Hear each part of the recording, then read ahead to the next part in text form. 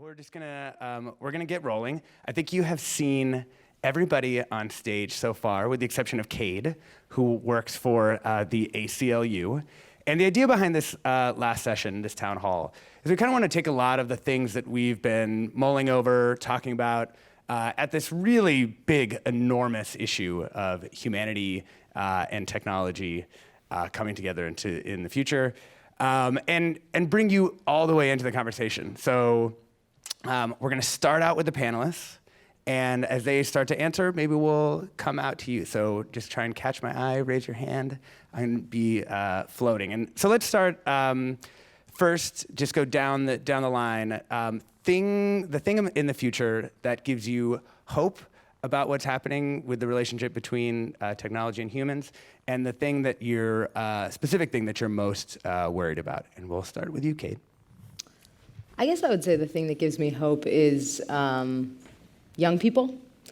Young people seem to have a really deep and complex relationship to technology that I think they recognize to be deep and complex, and I appreciate that.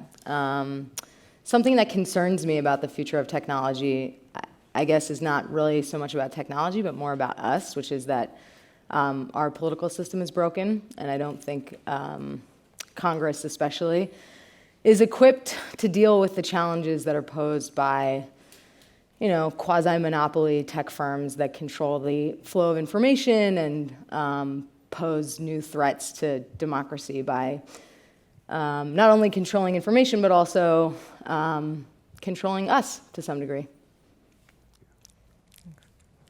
I have to start with a poll. Who here has read the book Stamped from the Beginning by Ibram Kendi? I got one strong hand, a lot of missing hands. So, there's another hand. I want to highly recommend the book to you, and you may wonder why I'm bringing it up. It's the thing that both gives me hope, but also the thing that I'm worried about. The book is subtitled The Definitive History of Racist Ideas in America. And, as you may be able to imagine, it's a hot topic for right now, but more importantly, it's a question for how we understand the distribution of technology in the globe. It's helpful to look backward in history and then to look forward. What I'm hopeful about is that we can undo patterns of technology use and availability that have been shaped through racist and colonial thinking. I think this is happening. You can look around the world at those who in the past would have had more barriers are reaching forth and grabbing technology because they want it and they need it and they have ways to use it in their communities. But there's still work for all of us to do to improve our own quality of thinking, because there's so many biases that we hold because they're part of our culture, to think of technology as for the few rather than for everyone. Thinking about the future as well, we know that we'll have the ability to live and operate more off the Earth, whether it's in orbit around the Earth, on the Moon, or in other planets. The technology is coming, and what I'm concerned about is that our technology is coming faster than our process of thinking ethically and culturally about it. What I hope we don't do is to export negative behavior such as treating people with exploitation when we travel to other places outside the Earth. In order to avoid that, we must sit down with communities from all around the world and start to ask what kind of society we want to design to go beyond Earth. And I invite us to do it urgently because the technology is soon going to be in place to do so. Ramesh. So much to think about here.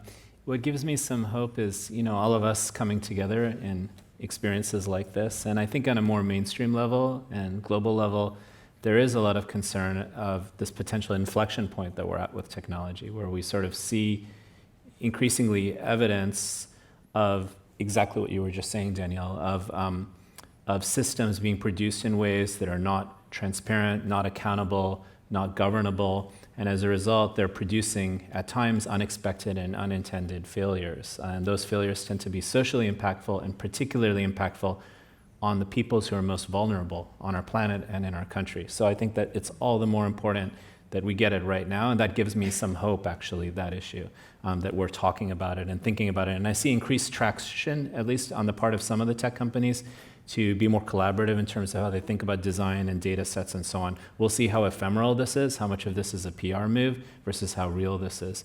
What concerns me the most, I know I kind of mentioned the concern, what concerns me the most is are the economic inequalities being reproduced and amplified in relation to the asymmetric power over global technology.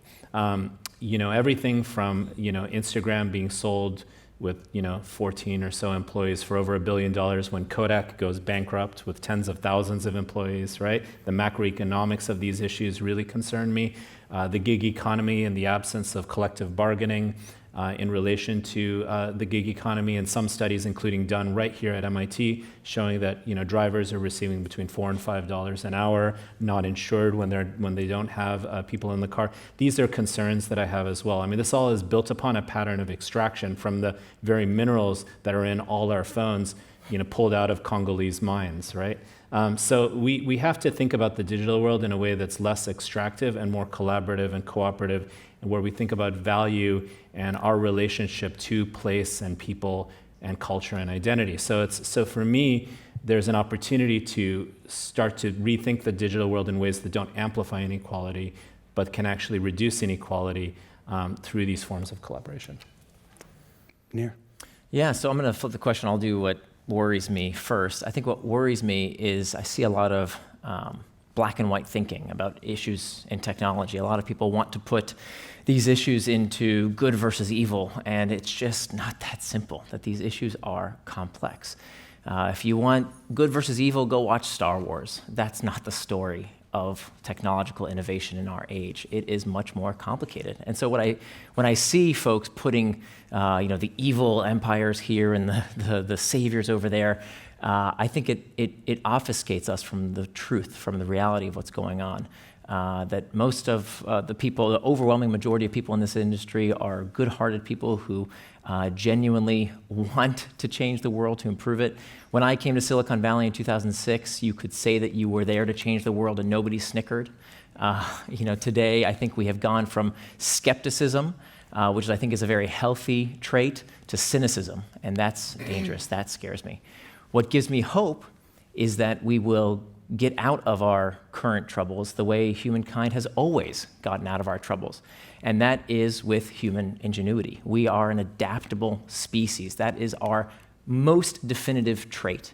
And everything that we have done to deal with the downsides of every technological revolution has always been about these two things of adapting our behaviors and adopting new technologies. And that's what gives me hope. Does anyone have a more personal worry or hope about themselves or their own technology use?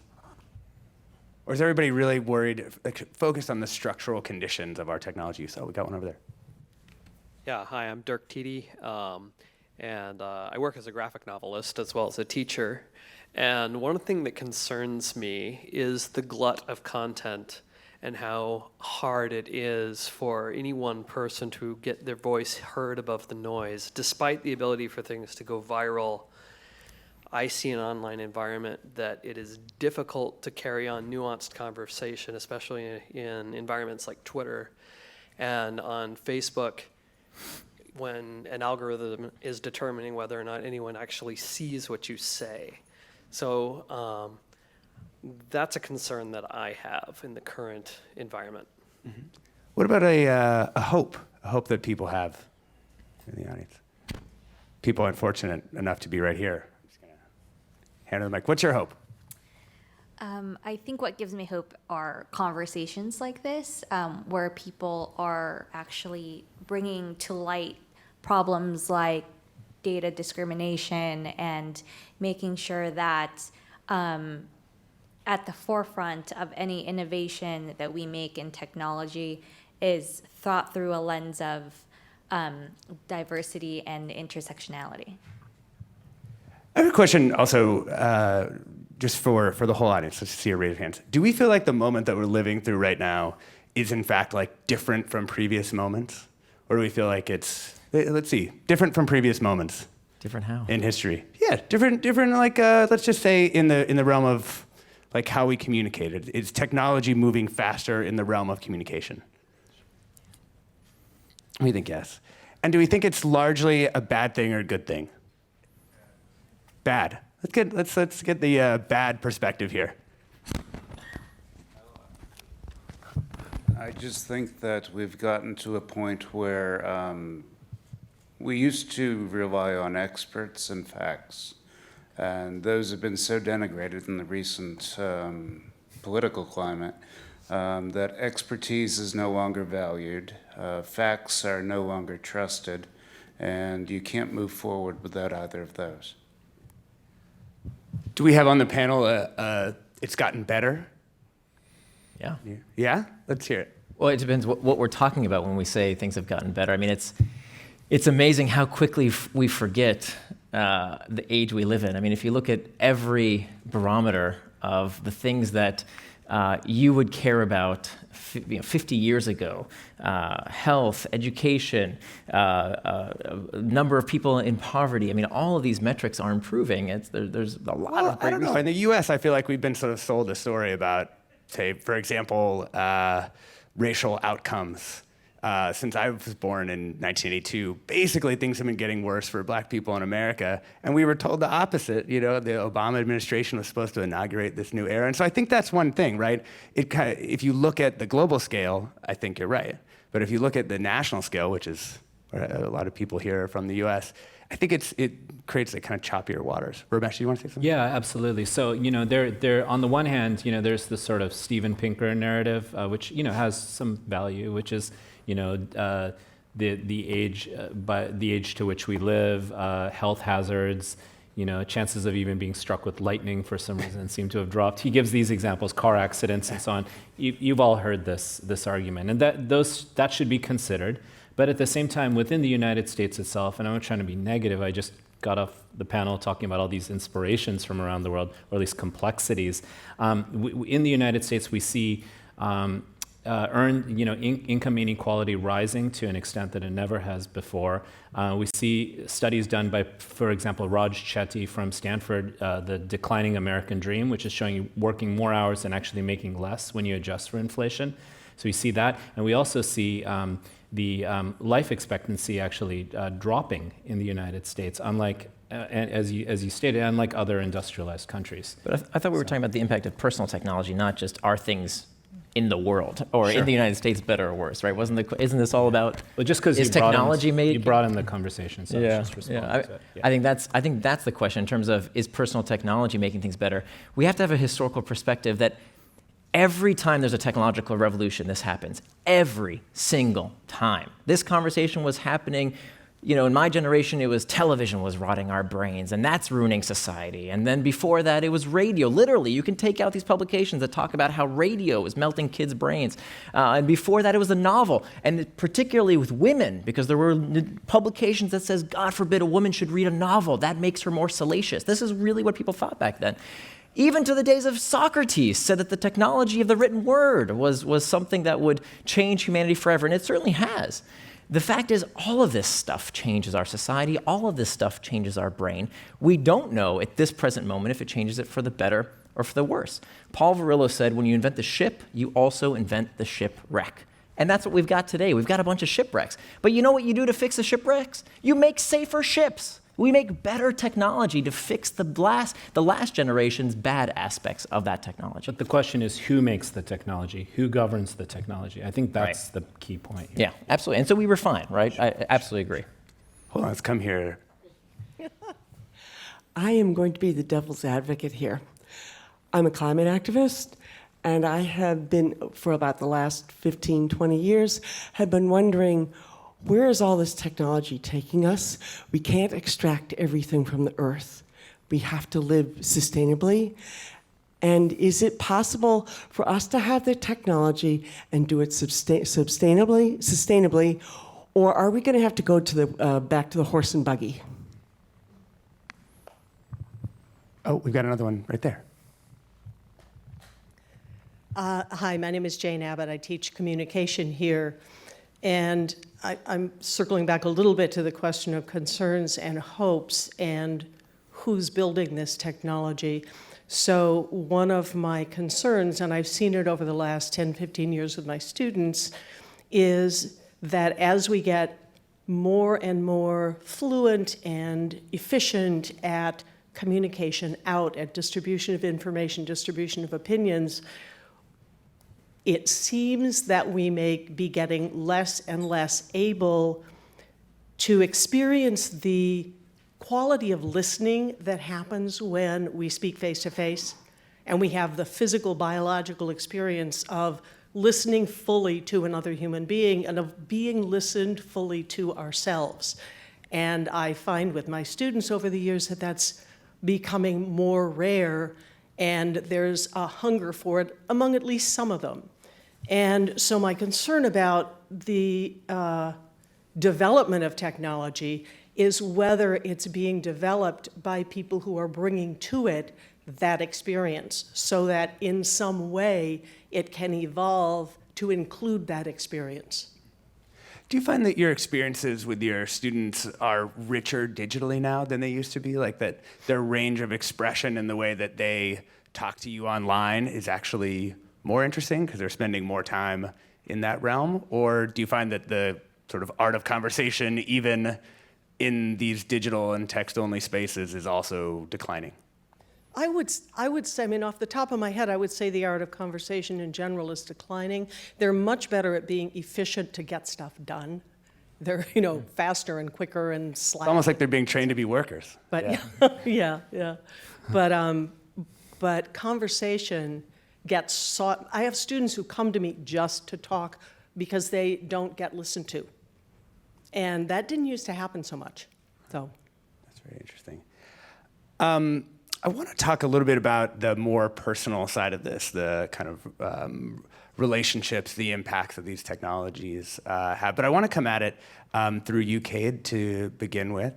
Do you think that, from your perspective, the fact that so many of our communications are lent through large centralized services is in fact like a negative on relationships? Or do you think people primarily ignore the privacy impacts there? I don't know, to be honest. I'm not really sure how to answer that question, but because frankly, I'm less interested in the personal, interpersonal relationships and how technology changes interpersonal relationships than I am with thinking about questions about power and control and authority and frankly, capital. And,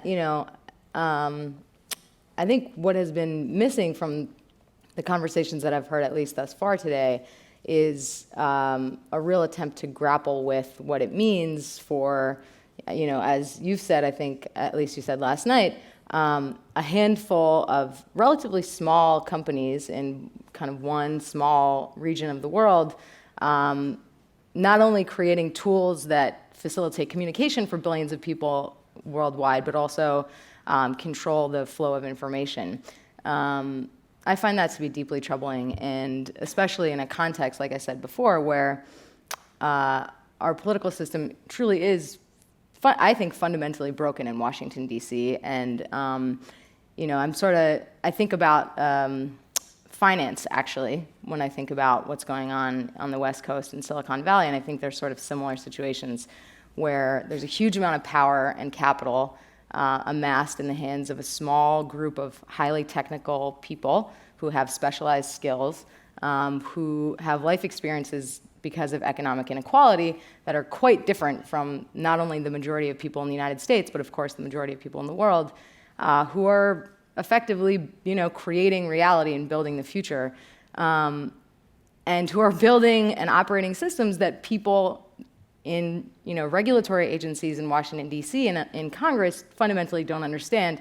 I don't think that could have been better illustrated than by the congressional hearings earlier this summer when senators tried to ask Mark Zuckerberg questions about his business, and it was extremely clear that they have no idea how anything on Facebook works. It was deeply disturbing. And this morning there were hearings in DC as well, where Jack Dorsey of Twitter and Sheryl Sandberg of Facebook were sitting next to an empty chair because Google's Larry Page refused to show up and answer questions about things like, for example, why Google is building a search engine in China that may facilitate, an authoritarian form of control over information in that country. So, I'm deeply cynical and pessimistic about the possibility that we could even pass any kind of law in DC that would truly be able to regulate companies that change their algorithms, every 10 seconds based on information that is totally opaque to the outside world.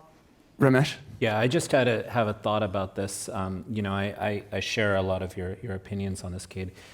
We all remember this transition that occurred with the internet, where it was, this space where we all, and we still do this, we're all putting a lot of information up there, and then it exploded in content. So we had to turn to intermediaries to find information and to actually turn to them to assist the process of information finding us, right? And that therein was born, algorithms of personalization, EdgeRank, PageRank, all these other kind of models, right?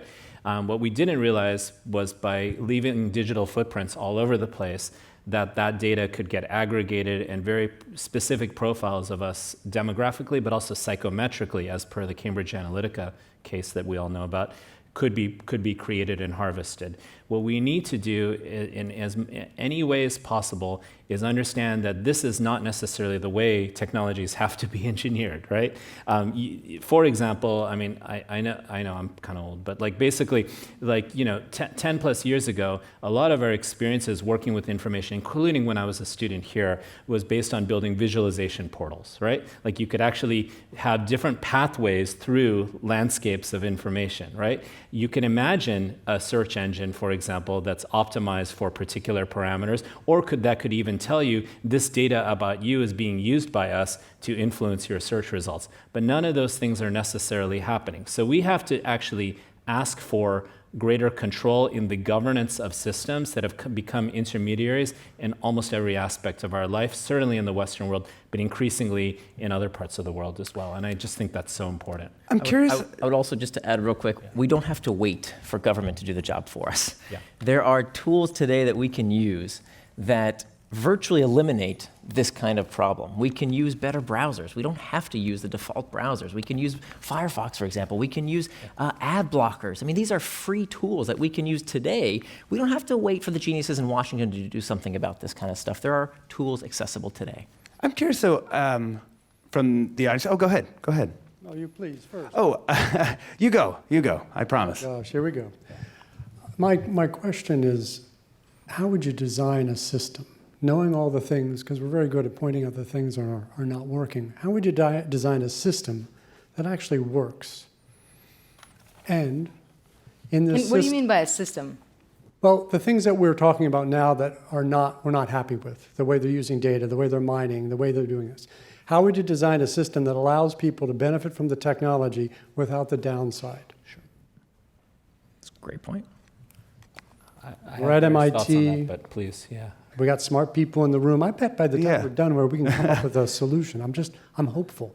Does someone here in the crowd been thinking about this? I think it's a really great question, because I think it helps. I can see the conversation if you'd like, but go ahead. I think that's terrific. I think the fact that we're all kind of wondering about this, I think it points out the fact that, we live in the worst country in the world, except for all the other countries and all the other systems. And the internet is the worst thing ever, except for all the other ways we could do it. This is a natural human process. We build something, it sucks, we fix it, and we fix it, and we keep fixing it and adapting the system. That's how technology works. What we don't do is say, oh, this is all terrible, and we stop innovating. And that's what I think the real cost of cynicism is that we stop being inspired to create. We say, oh, I don't want to go to Silicon Valley and work on that stuff. That's all white dudes who subjugate people.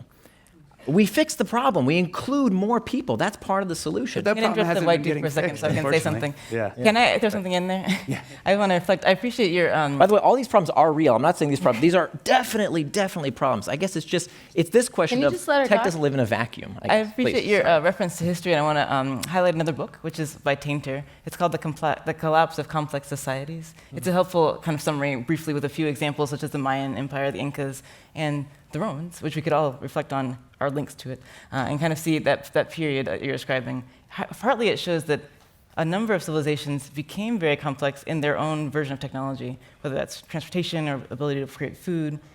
And there was a point where the technology and the human needs hit the point that you're talking about, where they had extracted too much from their environment, they weren't able to sustainably create food or provide for the needs of the community, and they collapsed in a literal sense, meaning that the people group couldn't live in that place anymore in that time.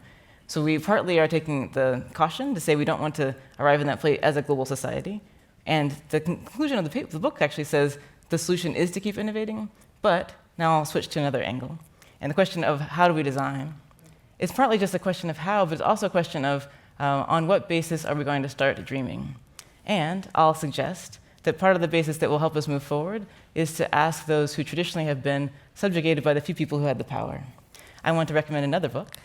It's by Kade Crockford, and she is an author who writes stories about the future in Africa. Particularly examples of, in this case, a brilliant woman who's a mathematician from Africa who travels into space and has an adventure. Why does this book matter to your question? It matters because in order for us to overcome the problems we're talking about, part of what we need to do is have different kinds of thinking come into the problem space. Different categories of people have a chance to give input. And I'd rather not tell you the answer to the question. I'd rather convene a dialogue session with people who truly represent a diverse kind of cross-section of the world, and then create a situation where they kind of create the design. I had a chance to visit a Native American community recently where I spent the evening watching them dance. And the reason I was there was to talk about how they preserve their river. The river is the most important part of their natural environment. And we spent time talking about space technology. And there was no difference in our meeting in which we talked about how dancing is part of how they preserve both their culture and their environment, and the meeting where we talked about using technology from space to observe the river. To them, they are equally valuable and equally a part of their design process. So I think rather than us sitting here, for example, and trying to design the right system, we should ask what negative or unhelpful biases do we have, either toward having certain ways of thinking be more high quality or certain parts of the world have more power, and ask how do we undo some of those barriers so that in the future, all the innovation from people from lots of different backgrounds are helping us design the next generation of the system. Wow, that's a good answer. Let's go here.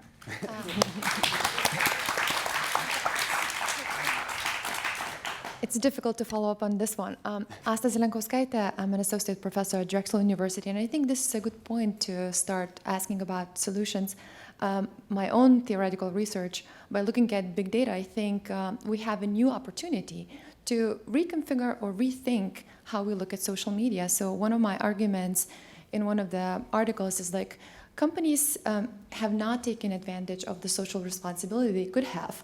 For example, sharing their audiences instead of compartmentalizing and using them as they do nowadays. So that's my sort of one of the examples how we could envision new ways of thinking, how to solve, is saying, using this, what I call it, Star Alliance, as they call it in the airplane model, where infrastructure is used for everybody to share the audiences, or in this case, customers, and media companies and social media companies could have done the same thing, but everyone is trying to cover their own small territory. So that's one of the conceptual examples, I think, where we could start thinking and rethinking these new opportunities where new contexts such as big data provide us. I think that would be one of my suggestions or examples of it. Thank you. I just want to mention one thought that came up when you both were speaking earlier, and also to your question is, I think that the big issue for me that I'm always thinking about is whether we're going to live economically as a society or societies where we see our welfare and the welfare of others in opposition to one another, right? Are we going to see this in sort of the prisoner's dilemma kind of manner? Are we going to see like my gain is your loss? Or are we going to look at externalities, right? Again, the term you used yesterday, Alexis. Are we going to see that investments into that, and this is not a question about technology, it's a question of like moral philosophy and how we choose to live, right? If we want to invest publicly in a technology world that is supportive of the broader public, can that also optimize on some level for private return, right? Are these things fundamentally at odds with one another, or can we introduce a new model of kind of collectively seeing our lives as connected, because they are, right? And think about technology accordingly. Well, and one concrete solution I would add, just to answer this question, I think one thing we could do is data portability. That I think if, as much as I'm an advocate for a soft touch when it comes to legislation, I think that your data should be yours. And I think that's a big part of opening up the market to new entrants that aren't these global monolithic companies, is that we make your data yours. That if you want to quit a service, you should be able to take all your data with you and use it interoperably with other services. What strikes me about the comment you're making is partly that in order for us to live in a world where people don't feel like my your gain is my loss. We have to close the gap on income inequality. Because until that happens, it will be inherently true that for a few people to gain, others will lose. But that's why the SDGs are such an important angle, because it gives us a roadmap to that process. That's awesome. Thank you so much, panelists, and thank you, everyone here in the room. Appreciate it. Thank you so much. Thank you.